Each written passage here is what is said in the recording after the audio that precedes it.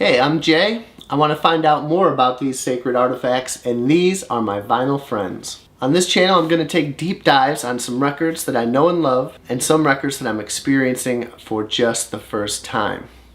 I'm also going to record my reactions to these records, and I'd love to host some vinyl listening parties as well, where we can hang out, get to know each other a little bit better, and these records.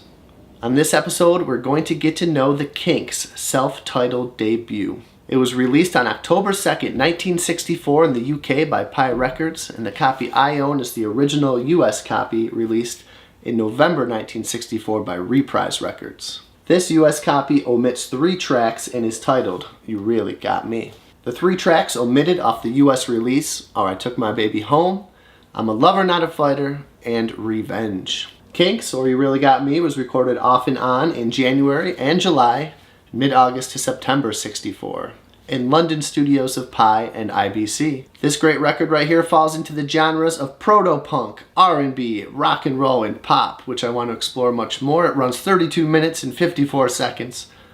Produced by Shel Tammy, who also produced The Who, and engineered by Bob Auger. So, who are the Kinks? The personnel on this album. We got the Kinks are Ray Davies, who's got lead and backing vocals, rhythm guitar, harmonica, and lead guitar on I'm a Lover, Not a Fighter. Dave Davies has got backing vocals, electric guitar, and lead vocals on Beautiful Delilah, Long Tall Shorty, I'm a Lover, Not a Fighter, and I've been driving on Bald Mountain. I love his kind of garagey, just sloppy vocal style. Pete Quaife on backing vocals and bass, and Mickey Avery to round out the quartet on drums, tambourines, and maracas. Additional musicians of note on this great piece of music right here is Jimmy Effin Page, 12-string acoustic guitar on I'm a Lover Not a Fighter, I've Been Driving on Bald Mountain, and possibly Bald-Headed Woman. There's been rumors of him on You Really Got Me, but we'll talk about that later. Cover art is where I need a little help from my friends. I could not find out who took this picture, or even the one on the back. Please guys, let me know in the comments who took this picture, and let me know anything that I might have missed about this great record. I love finding out about it. So let's dig into how the Kinks came to be. The Davies brothers were born in suburban North London and were outnumbered by their sisters. They were the only boys among the family's 8 children, and they grew up in a home immersed in various musical styles. They listened to music hall, stuff that their parents loved, and jazz and rock and roll, stuff that their sisters enjoyed. Ray and Dave, who was 3 years younger than Ray, learned to play guitar, rock and roll, and skiffle together. In secondary school, they formed their first band, the Ray Davies Quartet. After a successful school dance gig, the band began to play local clubs and bars with the newfound confidence that they had, putting themselves out there, learning on the go. The band tried out several lead singers, including Small World Rod Stewart, who was a classmate as well. There must have been something going on in that school. Rod went on to form Rod Stewart and the Moonrakers, who became a local rival to the Ray Davies Quartet. 1962 was the year that saw the fledgling band have different names, different managers. One of the names of the Kinks was the Ravens early on. That lasted until '63 when former pop singer Larry Page became their 3rd manager and record producer Shel Tammy began working with the band. The group failed several auditions for various record labels. Until early 1964, Shel Tammy secured them a contract with Pi Records. During this period, the band acquired a new drummer, Mickey Willett, but he left the band shortly before they signed with Pi. Bad timing. Mickey Avery was invited to join the band after the Kinks, who were the Ravens then, saw an ad Avery had placed in the Melody Maker. I think it's pretty cool that Avery had a background in jazz drumming and played on a gig with another fledgling London band at the time, the Rolling Stones. And a jazz drummer just like Charlie, right?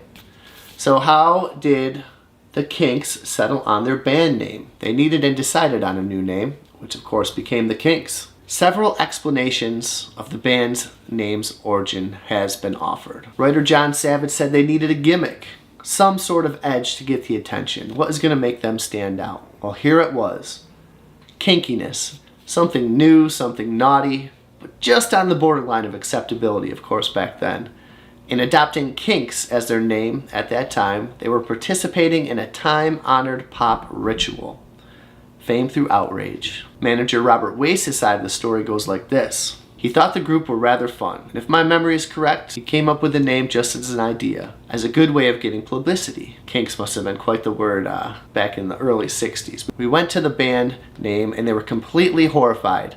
We're not going to be called the Kinks. Ray Davies' account was much different than Robert Wace's. He recalled the name was coined by Larry Page and referenced the kinky fashion sense. I want to dress a little kinky. Davies quoted him as saying that the way you look, clothes you wear, you ought to be called the Kinks. Well, it certainly worked.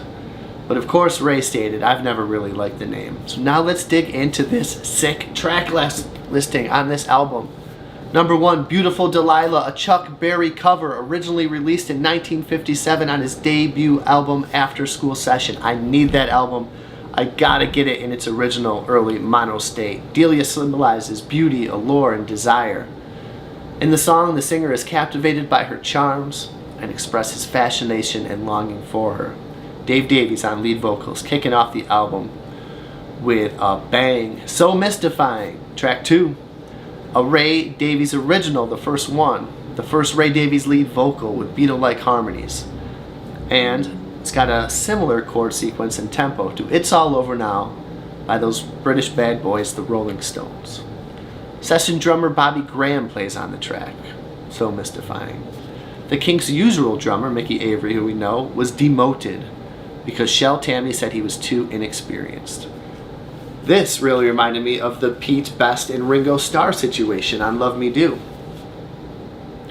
Just Can't Go to Sleep, a Ray Davies original, a short under 2-minute rocker about insomnia brought on by longing for a lost love. I think we've all been there. Long Tall Shorty, oh yes, written by Herb Abramson and Don Conway. It's a harmonica-tinged blues song. First released by my boy Tommy Tucker. This research made me get this album, and it is astounding. I Took My Baby Home was by Ray Davies. Not on this album. I'm a Lover, Not a Fighter. Left off this track. You Really Got Me. I never knew You Really Got Me was originally more blues-orientated and was inspired by Leadbelly and Big Bill Bronzy. Also inspired by Jerry Mulligan and the Jimmy Guave song The Train and the River. The band's manager said figuring out Louie Louie helped inspire that famous You Really Got Me riff. We will go way more into the great classic song You Really Got Me following the track listing on side 2. So, Cadillac, written in 1987 by Rock and Roll Hall of Famer Elias McDaniel, better known as Bo freaking Diddley. Originally featured on American rock and roll pioneer Bo Diddley's album. Bo Diddley is a gunslinger. Cadillac was also the name of the guitar featured on the album's front cover. Thank you, Bo. It features that great Bo Diddley beat. This is pretty interesting. Bald-Headed Woman, a traditional blues song that Shel Tammy claimed songwriting credit for because the song was in the public domain so he could get royalties for himself. Sly move. According to Tammy, the medley most probably originated in Africa and came to the U.S. via hundreds of thousands of those who were captured and transported to America as slaves. Tammy, of course, persuaded the Kinks to include this on their debut. I wonder why. Interesting enough, The Who also recorded it in 1964 as the B-side to their first single, I Can't Explain. Jimmy Version plays on this version too. Jimmy Page, should I say. Tammy got royalties from that Who version as well, can you believe it? The Kinks never incorporated either Tammy song into their set list, and it was soon forgotten after being recorded. Revenge. Ray Davies, Larry Page, English pop singer and producer, wrote that song. Revenge became Jimmy Page's She Just Satisfies. It's a high energy, exciting instrumental jam. Here we go back to Chuck Berry again. Too Much Monkey Business, also from the album After School Session. What an influence Berry had at that time. Plenty of British invasion bands covered it, including the Beatles, the Hollies, and the Yardbirds. I gotta get all those albums. Next track is I've Been Driving on Bald Mountain. Love this unique track, Stop Your Sobbing, which is covered by the Pretenders as their first single. Can you believe it? And as a side note, Chrissie Hynde ended up dating Ray Davies for close to 4 years, and they had a daughter together. What a small world. There's 2 theories to the meaning behind this amazing song.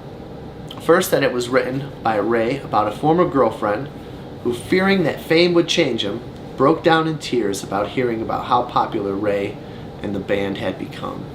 Second, that it might be about Ray breaking up with an old girlfriend. It has a 1950s style of songwriting and playing. It lacks the aggression of You Really Got Me. The song was going to be released as a single to ride the success of You Really Got Me, but it never was. Love this track, Got Love If You Want It, written by James Moore, aka Slim Harpo, an American blues musician and leading exponent of swamp blues. Inspired Got Live If You Want It by the Rolling Stones, which I thought was absolutely amazing.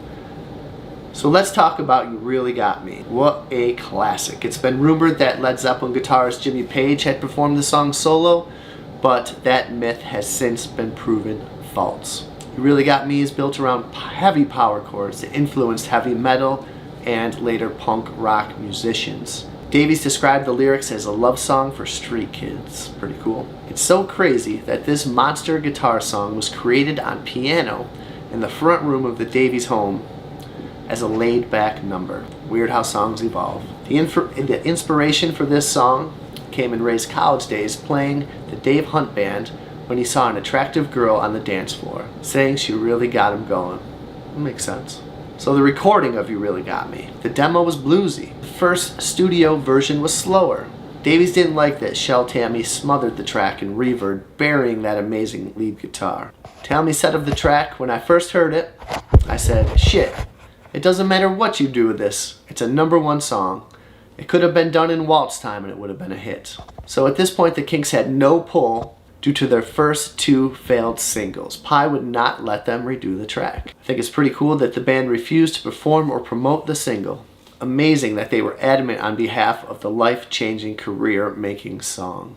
The influential distortion sound of the track was created by Dave Davies when he sliced the speaker cone of a guitar amp with a razor, poked it with a pin. Of course, Ray and Dave disagree on this, however. So let's talk about that famous You Really Got Me solo. As I mentioned before, there was a persistent myth that the solo was not played by Davies but by Jimmy Page. Page has always denied playing the solo. The myth may have been started by an established British R&B community who were jealous of the band's upstart success and that such a band of teens could produce such a powerful, influential sound. Makes sense? Ray has confirmed that his brother Dave played the solo. Shocking that he gave him that credit. So the music and lyrics of You Really Got Me. I definitely get the vibe of garage rock, hard rock, rock and roll, proto-punk. Ray tried to write Beatle-like material, but I don't feel like it came off that way. The first hit song with power chords too, pretty cool. You Really Got Me has been labeled as an early influence of heavy metal. Lyrically, the song is about lust and sex. You really got me. So let's finish up with some of my thoughts on this sacred artifact. The harmonica on the album blew me away. I was not expecting that. It made me want to get into Chuck Berry. It made me want to get into Tommy Thompson, Lazy Lester, Bo Diddley, The Pretenders, Slim Harpo, Van Halen, Rod Stewart, and more proto-punk. I need more friends, and I hope that you can join me on that exploration.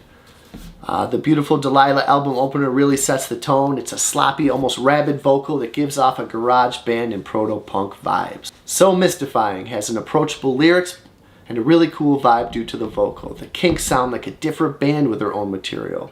I'm excited to see how they progress with their own stuff as I review further albums. Just Can't Go to Sleep, like Stop Your Sobbing, which comes up later. I haven't heard many vocal deliveries like those. It's filled with kinkiness in my opinion.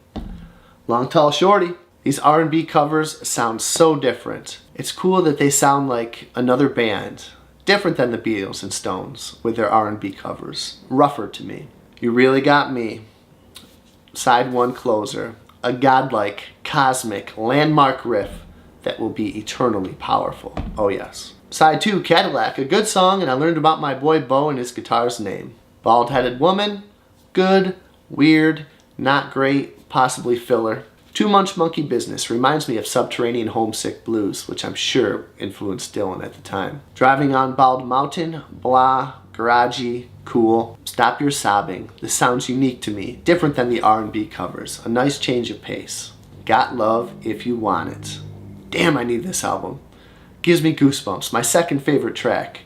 Powerful, grand finale. The harmonica playing on the album was astounding and unexpected. I guess the Beatles and the Stones featured early harmonica on those British Invasion albums as well. I wonder how many other of those bands did. Ray, Dave, Pete, Mickey.